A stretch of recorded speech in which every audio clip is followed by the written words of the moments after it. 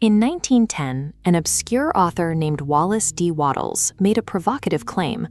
Acquiring wealth, he argued, is not a byproduct of luck, favorable circumstances, or even relentless hustle. It is an exact science, governed by laws as predictable and deterministic as algebra or arithmetic. The standard assumption is that wealth is a matter of environment. If that were true, every resident of a specific neighborhood or city would be universally wealthy, while the inhabitants of neighboring states would be uniformly poor. But the data of human experience contradicts this. We consistently see rich and poor living side by side in the exact same localities, often engaged in the exact same vocations.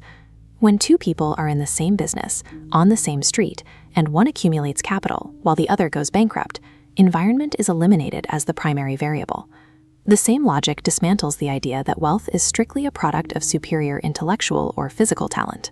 There are countless individuals possessing extraordinary ability who remain in poverty, while others with demonstrably average intelligence succeed completely. If environment and talent are not the defining factors, we are left with a singular conclusion.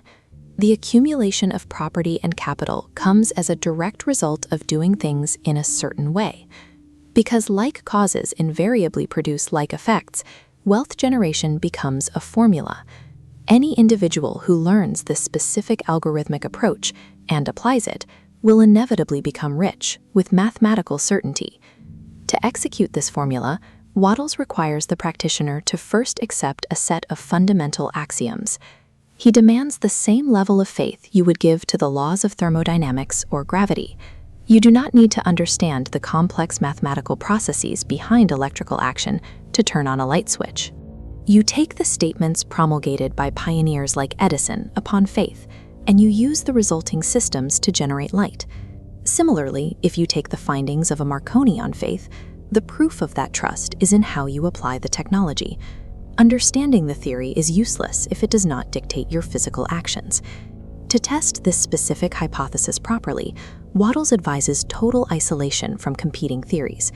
Mixing metaphysical systems or dabbling in contradictory philosophies introduces doubt, and in this equation, hesitation fractures the outcome. This manual was published in 1910.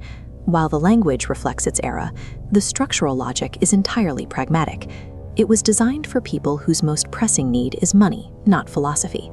Internalizing these axioms is the necessary psychological setup, the required operating system that must be installed before the actual formula can be executed. The foundational variable in the equation is the existence of an original substance or formless stuff. This relies on the monoistic theory of the universe, the concept that a single primal element is the raw material from which all seemingly disparate elements are constructed.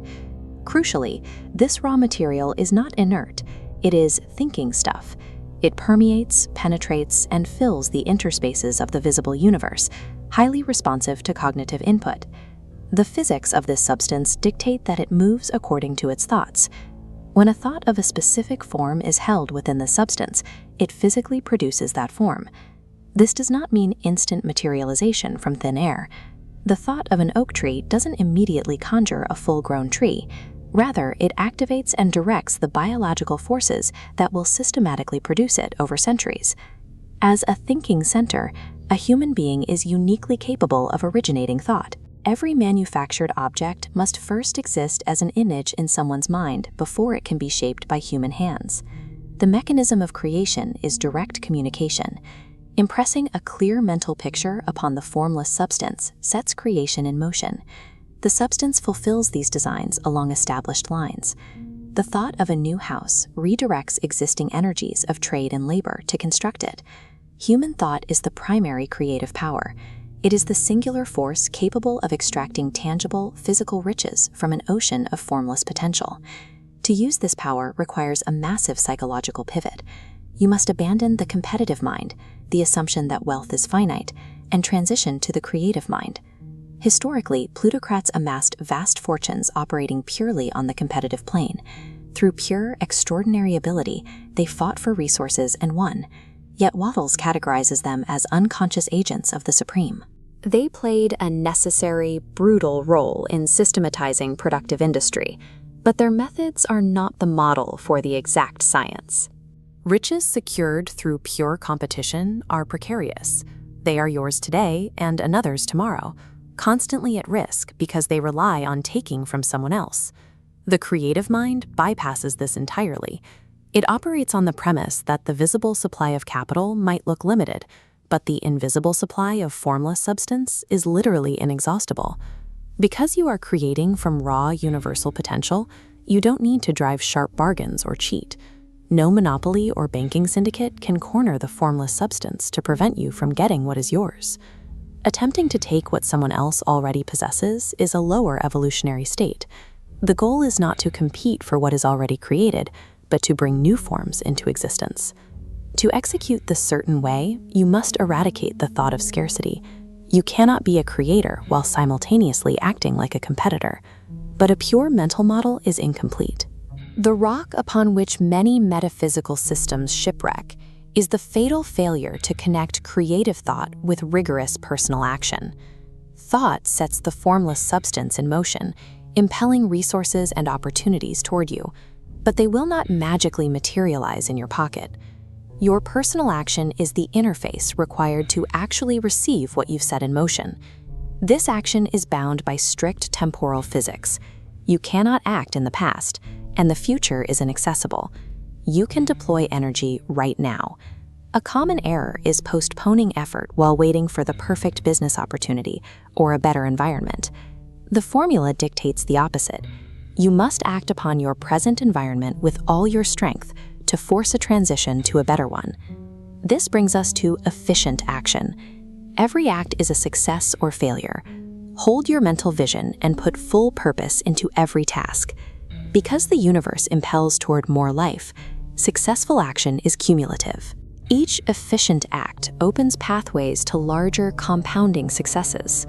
Conversely, doing too many things in an inefficient, scattered manner is the primary mathematical cause of failure. It is the quality of the action, not the sheer quantity, that satisfies the equation.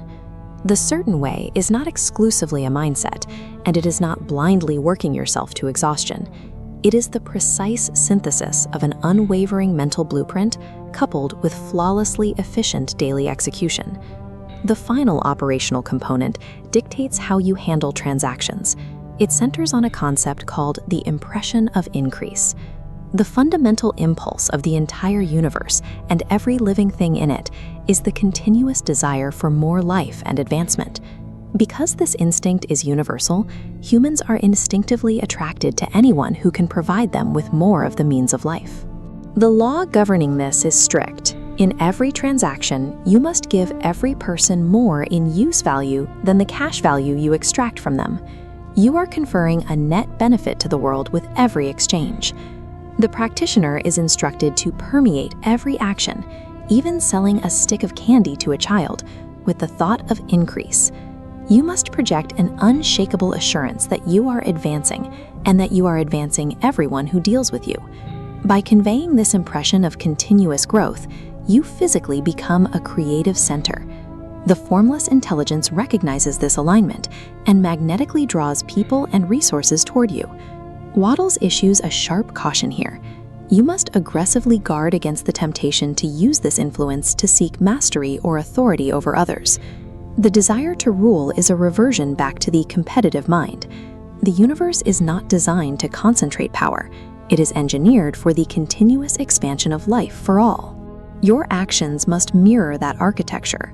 By consistently increasing the value of others, you synchronize your personal algorithm with the fundamental engine of the cosmos. Your own increase becomes an unavoidable byproduct. The formula is now complete. It requires the extraction of a clear mental picture from the formless substance, sustained by unwavering faith, accelerated by deep gratitude, and grounded by efficient daily action. This is the operational definition of an exact science.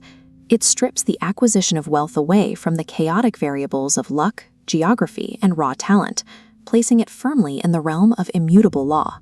When these specific principles are combined and strictly executed, the outcome is no longer a matter of chance. According to the mathematics of abundance, failure is impossible.